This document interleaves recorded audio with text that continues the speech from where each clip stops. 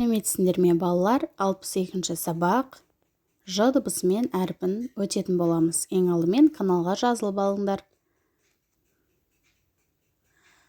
Ж дыбысы бізде дауыссыз дыбыс. Ж дыбысын бірге қайталайықшы балалар. Ж. Балалар, есте сақтаймыз. Дауыссыз әріпті біз қысқа ғана айтамыз. Жақсы, келесі Ж әрпін ермексаздан жасап көріңдер. Келесі суретке назар аударайық. Суретте бұл жерде не болып жатыр?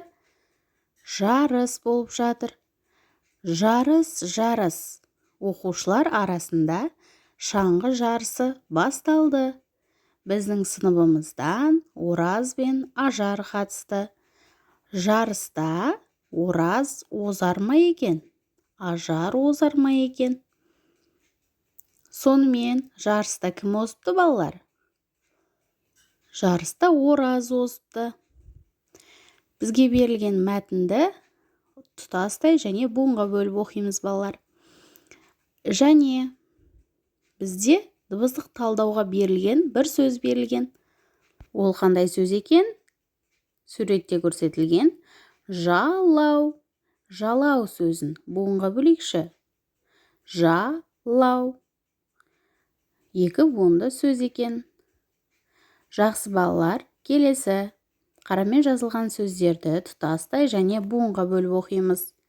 Жел, жер, жал, жол, жеміс, жеңіс, жарыс, жарық, жалау, жамау.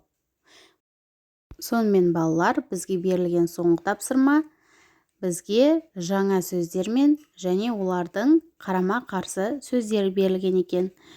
Жаңа, ескі, жарық, қараңғы, жуан.